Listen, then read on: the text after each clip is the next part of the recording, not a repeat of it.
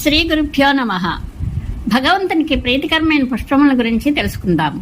శ్రీకృష్ణ భగవానుడు స్వయంగా ధర్మరాజుకు చెప్పిన ఈ కథ మహాభారతంలో ఆశ్వమేధిక పర్వంలోనిది. యుధిష్ఠిరుడు, మాధవ, మీకు ఏ పువ్వులంటే మిక్కిలి ఇష్టమో, వేటిలో మీరు నివసిస్తూ ఉంటారో అన్ని నాకు వివరించి చెప్పండి అని అడిగాడు. భగవానుడు చెప్పాడు, రాజా, నాకు ఇష్టమైన పువ్వుల పేర్లను చెప్తున్నాను, శ్రద్ధగా విను.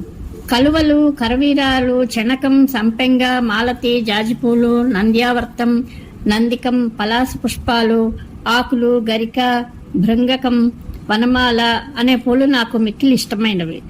అన్ని రకాల పువ్వుల కంటే ఉత్పలం 1000 రెట్లు మంచిదంటారు.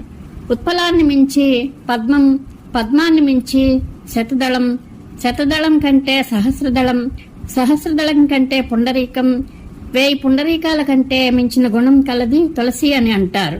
తులసి కంటే శ్రేష్టమైనది వకపుష్పం, దానికంటే కూడా ఉత్తమమైనది సౌవర్ణం. సౌవర్ణ పువ్వుల కంటే మించి వేరే ఏ పూలు కూడా నాకు ఇష్టం కావు. పువ్వులు దొరకకపోతే తులసి దళాలతో, తులసి దళాలు లేకపోతే దాని కొమ్మలతో, అవి లేకపోతే తులసివేరు ముక్కలతో నన్ను పూజించవచ్చు. అది కూడా దొరకకపోతే తులసి చెట్టు ఉండే చోటి మట్టితో కూడా భక్తిపూర్వకంగా నన్ను అర్చించవచ్చును. ఇక విడువదగిన పూల పేర్లను చెప్తాను, శ్రద్ధగా విను. కింకిణి, మునిపుష్పం, దుర్ధూరం, పాటలం, అతిముక్తకం, పున్నాగం, నక్తమాలికం, యౌధికం, క్షీరికా పుష్పం, నిర్గుండి, లాంగురి, జప, అశోక, సేమలక పూలు, కకుభం, కోవిదారం, బైఫీతకం, పురంటకం, కల్పకం, కాలకం, అంకోళం, గిరికర్ణి, నీలరంగు పూలు, ఒక రెక్క కలిగిన పూలు, ఇవన్నీ త్యజించాలి. జిల్లేడు పూలు, జిల్లేడు ఆకు మీద పెట్టిన పూలు కూడా పరిత్యజింపదగినవే. వేప పువ్వులు కూడా పరిత్యజింపదగినవే.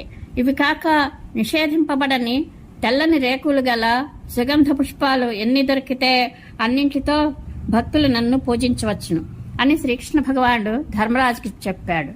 పరమేశ్వరానుగ్రహ ప్రాప్తిరస్తు. శుభం భూయాత్.